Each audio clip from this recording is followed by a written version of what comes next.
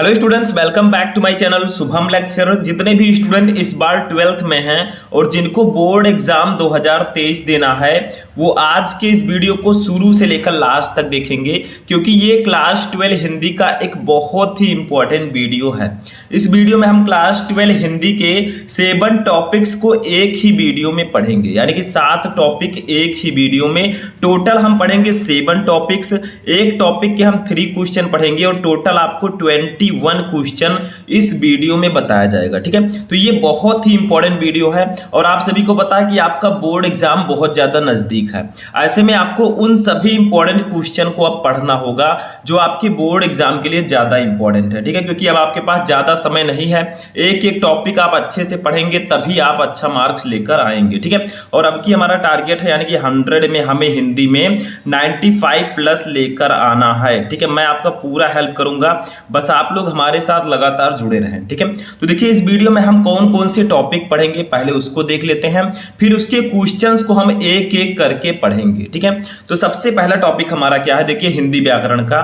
First topic है मुहावरे एवं लोकोक्तियां, सेकंड है संधि विच्छेद, थर्ड है विभक्ति और वचन, फोर्थ है शब्द युग्म, 5th नंबर टॉपिक है शब्द अर्थ, 6 है अनेक शब्दों के लिए एक शब्द, एंड लास्ट 1 इज वाक्य संशोधन। ठीक है, तो टोटल आपको 7 टॉपिक्स मैं इस वीडियो में बताऊंगा, एक टॉपिक के 3 क्वेश्चन, टोटल आपको 21 क्वेश्चंस बताए जाएंगे। ठीक है, तो सबसे पहले हम स्टार्ट करेंगे अपने फर्स्ट टॉपिक से, जिसका नाम है मुहावरे एवं लोकोक्तियां। तो वीडियो स्टार्ट करने से पहले वीडियो को लाइक कर दीजिएगा, चैनल पर नए चैनल को भी सब्सक्राइब कर लीजिएगा ताकि सभी वीडियो आपको टाइम से मिलते रहें। ठीक है, तो एक एक क्वेश्चन जो मैं आपको बताऊंगा, आपको कॉपी और पेन लेकर बैठना है और उसको नोट करते हुए चलना है, क्योंकि ये सभी क्वेश्चन इंपॉर्टेंट हैं। ठीक है, तो चलिए देखते हैं सबसे पहला क्वेश्चन क्या है। तो देखिए 12th हिंदी व्याकरण में जो सबसे पहला टॉपिक होता है वो हो मुहावरे एवं लोकोक्तियां। ठीक है, इसमें आपको करना क्या होता है, देखिए ऐसे आपको क्वेश्चन दिया जाएगा और लिखा रहेगा कि निम्नलिखित मुहावरे एवं लोकोक्तियों को उनका अर्थ लिखकर वाक्य प्रयोग कीजिए। ठीक है, यानी कि आपको क्या करना होगा, जैसे ये जो ब्लैक वाला लिखा हुआ है ऐसे क्वेश्चन आपको दिया जाएगा। ठीक है, जैसे लिखा है आकाश पाताल एक कर देना। ठीक है, तो आपको क्या करना है, सबसे पहले इसका मीनिंग लिखना है, यानी कि इसका अर्थ लिखना है, फिर वाक्य प्रयोग हेडिंग डाल के वाक्य प्रयोग कर देना है। ठीक है, बस इसमें सिर्फ इतना ही करना होता है। तो देखिए आकाश पाताल एक कर देना, इसका मतलब क्या होगा, इसका अर्थ होगा असीमित प्रयत्न करना, यानी कि बहुत ज्यादा ट्राई करना। ठीक है, हिंदी में, इंग्लिश में। तो देखिए इसका वाक्य प्रयोग जब आप करें तो जो आपका क्वेश्चन है वो इस वाक्य में आना चाहिए, तभी आपका वाक्य प्रयोग सही माना जाएगा। ठीक है, तो देखिए इस वर्ष IAS परीक्षा की तैयारी के लिए सुरेश ने आकाश पाताल एक कर दिया। ठीक है, यानी कि बहुत ज्यादा उसने ट्राई किया, बहुत ज्यादा प्रयत्न किया। तो ऐसे आप किसी का भी नाम लिख सकते हैं, जैसे यहां पर सुरेश लिखा है, आप कोई और नाम भी लिख सकते हैं, बस सिर्फ आपका जो क्वेश्चन है इस वाक्य में आना चाहिए, तभी वो सही माना जाएगा और तभी आपको फुल मार्क्स मिलेगा।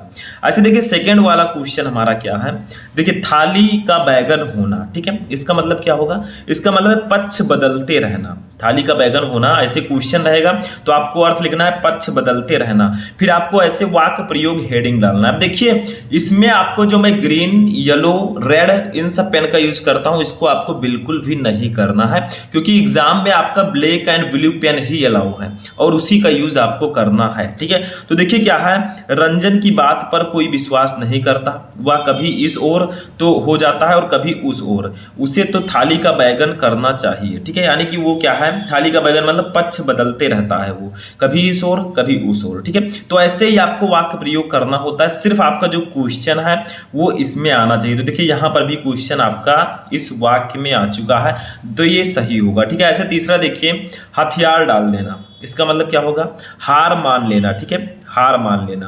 तो देखिए वाक्य प्रयोग क्या करेंगे, वाक्य प्रयोग में लिखेंगे कारगिल के युद्ध में पाकिस्तानी सेना ने भारत की सेना के आगे हथियार डाल दिए, यानी कि पाकिस्तानी सेना ने भारत की सेना के आगे हार मान लिया। ठीक है, कारगिल युद्ध में।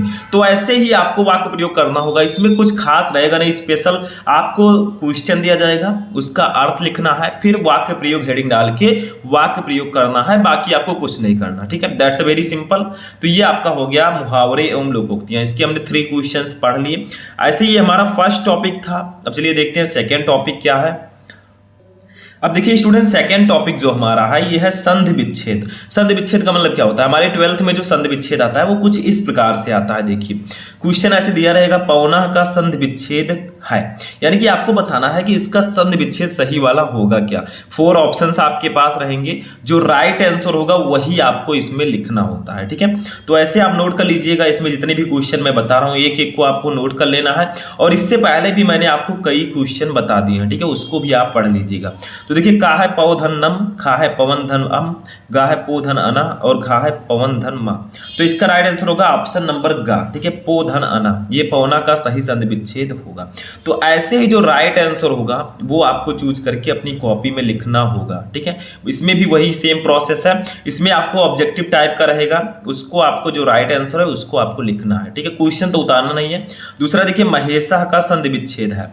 महेशा का संधि विच्छेद सही वाला क्या होगा? तो वैसे सेम, ठीक है, का है महाधन ऐसा, खा है महाधन ईसा, गा है महेधन ऐसा, घा है महेधन आसा। तो देखिए इसमें होता क्या है संधि विच्छेद में, जैसे देखिए यहाँ पर महा है, आपका खा वाला ऑप्शन राइट होगा। तो महा है, हा में क्या है? बड़ा आ गया है। ठीक है, क्या है? बड़ा आ गया। उसके बाद में बड़ी ई आ गई, तो ये दोनों मिलकर किसका निर्माण करेंगे? ए का निर्माण करेंगे। ठीक है, तो वही सेम है यहाँ पर महाधन ईसा, ये इसका सही संधि विच्छेद होगा। तो इसमें भी कुछ खास नहीं है, जो सही आंसर है उसको आपको लिखना है। तीसरा देखिए क्या है? भावुका का संधि विच्छेद होगा। भावुक यानी कि भावुका का सही संधि विच्छेद क्या होगा? तो का है भावधन उका, खा है भावधन अका, गा है भावधन उका और घा है भावधन उका। तो दोनों जो चारों हैं पढ़ने में तो सेम रहेंगे। ठीक है, लेकिन थोड़ा थोड़ा इसमें डिफरेंस है, वही आपको पहचानना है। तो इसका राइट आंसर हो जाएगा ऑप्शन नंबर गा। ठीक है, ऑप्शन नंबर का ये आपका राइट होगा। ठीक है, भावधन उका, ये भावुका का सही संधि विच्छेद होगा। ठीक है, तो ऐसे ही आपको जो राइट आंसर है उसको चूज करके लिखना है। यहाँ पर दोनों ऑप्शन को सेम दे दिया गया, यानी कि ऑप्शन नंबर का और ऑप्शन नंबर गा। ठीक है, तो यहाँ पर दोनों ये सही होगा, दोनों ऑप्शन आप सही कर सकते हैं। ठीक है, तो ये आपका होगा क्वेश्चन नंबर 3, यानी कि संधि विच्छेद का 3 क्वेश्चन मैंने आपको बताया। ठीक है, तो ऐसे इसमें 2 ऑप्शंस राइट नहीं रहेंगे, यहाँ पर दे दिया गया है तो यहाँ पर दोनों राइट हो जाएगा, लेकिन दोनों ऑप्शन राइट जल्दी रहते नहीं है। बोर्ड एग्जाम में ऐसा मिसप्रिंट नहीं होगा। ठीक है, आपका एक ही ऑप्शन राइट होगा। तो ये आपका हो गया क्वेश्चन नंबर 3, यानी कि टॉपिक नंबर 2। चलिए थर्ड टॉपिक देखते हैं क्या है। अब देखिए थर्ड टॉपिक हमारा है विभक्ति और वचन। ये भी लगभग उसी तरह है, इसमें भी आपको ऑब्जेक्टिव क्वेश्चन की तरह ही दिया जाएगा। ठीक है, आपको क्या करना है, ऐसे दे दिया जैसे फर्स्ट क्वेश्चन है आत्मनो। आत्मनो में आपसे पूछा जाएगा इसमें कौन सी विभक्ति है, कौन सा वचन है। ठीक है, तो सही आंसर इसमें भी आपको चूज करके लिखना होगा। तो आत्मनो इसमें कौन सी विभक्ति है? इसमें 2, 4, 10 क्वेश्चन जो इंपॉर्टेंट हैं उसको आप लोग प्रिपेयर कर लेंगे, बोर्ड एग्जाम में आपका फुल मार्क्स आएगा इसमें। ठीक है, तो का है चतुर्थी विभक्ति एक वचन, खा है सप्तमी विभक्ति द्विवचन, गा है तृतीय विभक्ति द्विवचन और घा है द्वितीय विभक्ति एक वचन। तो इसका राइट आंसर हो जाएगा ऑप्शन नंबर गा, ऑप्शन नंबर खा सप्तमी विभक्ति द्विवचन। ठीक है, आत्मनो जो है इसमें सप्तमी विभक्ति है और द्विवचन है, तो ये खा वाला ऑप्शन राइट होगा।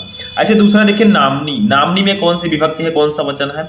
तो का है द्वितीय विभक्ति बहुवचन, खा है चतुर्थी विभक्ति द्विवचन, गा है प्रथमा विभक्ति द्विवचन और घा है षष्ठी विभक्ति एक वचन। तो इसका राइट आंसर हो जाएगा ऑप्शन नंबर गा, प्रथमा विभक्ति द्विवचन। ठीक है, तो ऐसे जो सही विभक्ति और वचन है वही आपको चूज करके इसमें लिखना होता है। थर्ड वाला देखिए आत्मनि। आत्मनि में कौन सी विभक्ति है, कौन सा वचन है? तो इसका राइट आंसर क्या होगा? इसका राइट आंसर हो जाएगा ऑप्शन नंबर घा। ठीक है, सप्तमी विभक्ति एक वचन, यानी कि आत्मनि जो है इसमें सप्तमी विभक्ति है और एक वचन है, तो ऑप्शन नंबर घा आपका राइट होगा। तो ऐसे इसमें क्या है, जो सही आंसर है, जो सही ऑप्शन है वही चूज करके आपको कॉपी में लिखना होता है। ठीक है, तो इसमें भी कुछ खास नहीं है, ऑब्जेक्टिव टाइप क्वेश्चन ये भी रहेंगे, तो इसमें भी आपको जो सही आंसर होगा वही चूज करके लिखना होगा। तो ये था हमारा थर्ड टॉपिक जिसका नाम था विभक्ति और वचन। अभी भी 4 टॉपिक बचे हैं, ये तो अभी ट्रेलर था, पिक्चर अभी बाकी है। ठीक है, तो चलिए देखते हैं नेक्स्ट टॉपिक क्या है। अब देखिए नेक्स्ट टॉपिक जो हमारा है ये है शब्द युग्म। शब्द युग्म का मतलब क्या होता है? युग्म का मतलब होता है पेयर, यानी कि जोड़ा। ठीक है, 2 शब्दों का जोड़ा। जैसे देखिए इसमें होता क्या है, जैसे फर्स्ट है उपकार अपकार। ठीक है, तो इसका आपको सही अर्थ बताना है कि इसका सही वाला अर्थ कौन सा होगा। उपकार जो पहले उसका अर्थ पहले होगा, अपकार जो बाद में उसका अर्थ बाद में होगा। ठीक है, तो का है दूसरों का कार्य और बुरा, खा है पुकार और ना बोलना, गा है भलाई और बुराई, घा है अच्छा और दुष्ट। तो इसका राइट आंसर होगा ऑप्शन नंबर गा, भलाई और बुराई। देखिए उपकार का मतलब होता है भलाई, अपकार का मतलब होता है बुराई। ठीक है, तो इसका राइट आंसर होगा भलाई और बुराई। अब देखिए जो पहले इसका मीनिंग पहले ही होगा, ये ध्यान रखिएगा। अगर मान लीजिए बुराई और भलाई आ जाता है और ये वर्ड ऐसे ही रहते हैं तो वो गलत हो जाएगा, ठीक है। जो पहले है उसको आपको पहले ही टिक करना है। सेकंड वाला देखिए अंश अंशु, इसका राइट आंसर क्या होगा? तो का है भाग और सूर्य, खा है सूर्य और भाग, गा है भाग और किरण, घा है भाग और वरुण। तो इसका राइट आंसर हो जाएगा ऑप्शन नंबर का भाग और सूर्य। देखिए अंश का मतलब होता है भाग्य, भाग, ठीक है। भाग का मतलब प्रतिभाग और अंश का मतलब होता है सूर्य। तो ये आपका का वाला ऑप्शन राइट होगा। तो इसमें भी जो राइट आंसर है, जो फर्स्ट, जैसे जो फर्स्ट है उसका आंसर फर्स्ट ही रहेगा, जो सेकंड है वो बाद में ही रहेगा, ठीक है, सेकंड पर ही। अच्छा थर्ड देखिए धरा धारा। तो देखिए धारा का मतलब तो सभी को पता है पृथ्वी होता है। तो ऐसे देखिए का है पृथ्वी और पानी का प्रवाह, खा है पृथ्वी और आकाश, गा है आकाश और पाताल और घा है सूर्य और चंद्रमा। तो इसका राइट आंसर होगा ऑप्शन नंबर का पृथ्वी और पानी का प्रवाह। देखिए धारा का मतलब होता है पृथ्वी, चाहे आप धरा बोलिए, चाहे पृथ्वी बोलिए, धरती बोलिए, सब सेम ही है, ठीक है। और धारा का मतलब पानी का प्रवाह। तो ये का वाला ऑप्शन आपका राइट होगा। तो इसमें भी कुछ नहीं करना है, जो राइट आंसर है उसको चूज करके आपको लिखना होगा। तो ये भी 3 क्वेश्चन हो चुके हैं, चौथा टॉपिक था। चलिए देखते हैं 5 नंबर टॉपिक क्या है। जो 5 नंबर टॉपिक हमारा होगा वो मल्टीपल चॉइस यानी कि ऑब्जेक्टिव नहीं होगा। उसमें क्या है चलिए देखते हैं। अब देखिए नेक्स्ट जो हमारा है ये है शब्द अर्थ। शब्द अर्थ का मतलब क्या होता है? जैसे देखिए आपने पढ़ा होगा पहले पर्यायवाची शब्द या अनेकार्थी शब्द, समानार्थी शब्द, तो वही होता है शब्द अर्थ, ठीक है। यानी कि एक ही शब्द के कई अर्थ। जैसे देखिए घर, घर को और हम किन नामों से जानते हैं? देखिए घर को हम निवास स्थान भी बोल सकते हैं, निवास स्थान, ठीक है। ग्रह भी बोल सकते हैं, ये वाला ग्रह, ठीक है, ग्रह। और जन्म स्थान भी बोल सकते हैं, जन्म स्थान। और हम घराना भी बोल सकते हैं, यानी कि इसके कई नाम हैं। आप इन सभी नामों से भी इसको पुकार सकते हैं, यानी कि एक ही शब्द के कई अर्थ, एक ही शब्द के कई नाम, उसी को हम बोलते हैं शब्द अर्थ। ऐसे दूसरा देखिए दाम। दाम को हम क्या बोल सकते हैं? प्राइस को मूल्य बोल सकते हैं, ठीक है। माला बोल सकते हैं, रस्सी बोल सकते हैं और ढेर, ठीक है। ये सब हम बोल सकते हैं दाम को। अच्छा तीसरा देखिए प्रकाश। प्रकाश को और हम किन नामों से जानते हैं? प्रकाश को ज्योति भी कह सकते हैं, ज्योति, शिव भी बोल सकते हैं, ठीक है। तो ये प्रकाश को हम इन नामों से जानते हैं। तो यही होगा आपका शब्द अर्थ, यानी कि अनेकार्थी शब्द, यानी कि एक ही शब्द के कई अर्थ। इनको हम और किन किन नामों से जानते हैं वही आपको यहाँ पर लिखना होता है, ठीक है। समझ में आया? अब चलिए नेक्स्ट टॉपिक देखते हैं। 6 नंबर टॉपिक जो हमारा है ये है अनेक शब्दों के लिए एक शब्द। इसमें आपको क्या करना है? देखिए इसमें आपको अनेक शब्द के लिए एक शब्द चुनना है। जैसे देखिए फर्स्ट है जो शोक करने योग्य नहीं है, उसको एक वर्ड में हम क्या कहेंगे? जैसे इंग्लिश में हम लोग पढ़ते हैं 1 वर्ड सब्स्टिट्यूशन, इंग्लिश ग्रामर में, ठीक है। वैसे हिंदी में हम पढ़ते हैं अनेक शब्दों के लिए एक शब्द, यानी कि वही सेम चीज है। जैसे हमने शब्द अर्थ पढ़ा तो शब्द अर्थ को हम क्या बोलते हैं? सिनोनिम्स बोलेंगे इंग्लिश में, ठीक है। मुहावरे हम लोग उक्तियों को आइडियम्स एंड फ्रेजेस बोलेंगे। वैसे यहाँ पर अनेक शब्दों के लिए एक शब्द को इंग्लिश में हम 1 वर्ड सब्स्टिट्यूशन बोलेंगे, ठीक है। तो देखिए जो शोक करने योग्य नहीं है उसको हम लोग बोलते हैं आशोच्य, ठीक है, आशोच्य, जो शोक करने योग्य ना हो। अच्छा देखिए दूसरा बिना पलक झपकाए हुए, इसको एक वर्ड में क्या बोल सकते हैं हम? इसको हम बोल सकते हैं आपलक, ठीक है, आपलक, बिना पलक झपकाए हुए। अच्छा तीसरा देखिए अचानक हो जाने वाला। तो अचानक हो जाने वाले को हम क्या बोलते हैं? आकस्मिक, ठीक है, सडनली, आकस्मिक।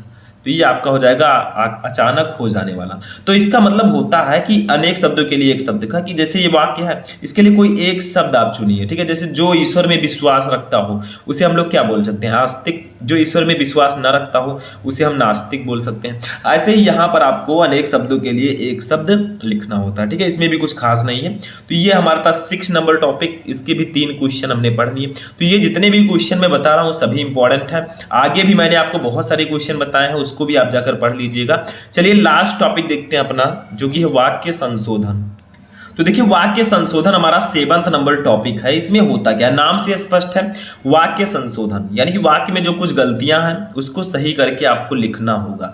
जैसे देखिए यहाँ पर 100 रुपया प्राप्त हुआ। तो देखिए 100 रुपया प्राप्त हुआ, अगर हम इसको इस प्रकार से लिखें थोड़ा शुद्ध करके, 100 रुपये प्राप्त हुए, ठीक है। तो 100 रुपये प्राप्त हुए।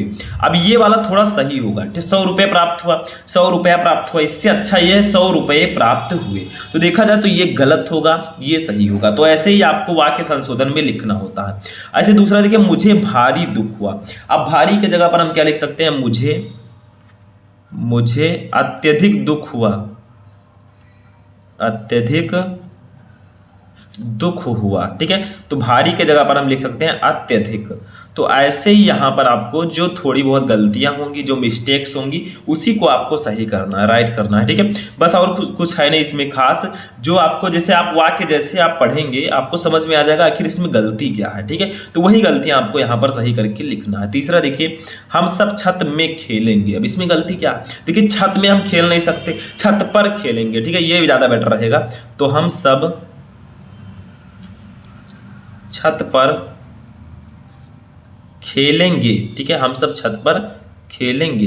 अब ये आपका राइट होगा। तो इसमें भी कुछ करना नहीं है, आपको वाक्य दिया रहेगा, उसमें थोड़ी बहुत गलतियां दी जाएंगी, क्योंकि बोर्ड एग्जाम में वाक्य संशोधन का मतलब वाक्यों को सही करके लिखिए। तो वाक्य में गलतियां दी जाएंगी तभी तो आप उसको सही कर पाएंगे। तो गलती जब दी जाएगी तो जब आप उसको पढ़ेंगे, सेंटेंस को, वाक्य को पढ़ेंगे, समझ में आ जाएगा कि आखिर इसमें गलती क्या है। जैसे यहाँ पर हम सब छत में खेलेंगे, सुनने से यह स्पष्ट है कि ये गलत है, मे के जगह पर रहेगा। ठीक है, तो यही आपका गलती थी, यही आपको सही करके लिखना है। तो ये था हमारा 7th नंबर यानी कि लास्ट टॉपिक। ठीक है, यही हमारा लास्ट टॉपिक था। तो इस वीडियो में मैंने आपको 12th हिंदी व्याकरण के 7 टॉपिक्स, जैसे फर्स्ट है मुहावरे, हम लोग उक्तियां, संधि विच्छेद, विभक्ति और वचन, शब्द युग्म, शब्द अर्थ, अनेक शब्दों के लिए एक शब्द एंड वाक्य संशोधन, इन 7 टॉपिक के 3 क्वेश्चन को बताया, यानी कि टोटल 21 क्वेश्चन को मैंने बताया। अब आप लोग कमेंट करके बताइएगा इन 21 क्वेश्चन में से कितने क्वेश्चन आपको ऑलरेडी पता थे। ठीक है, ताकि मुझे भी लगे कि आप लोगों की तैयारी अच्छे से हो रही है। तो चलिए हम मिलते हैं किसी नेक्स्ट वीडियो में नेक्स्ट टॉपिक के साथ। तब तक के लिए जय हिंद।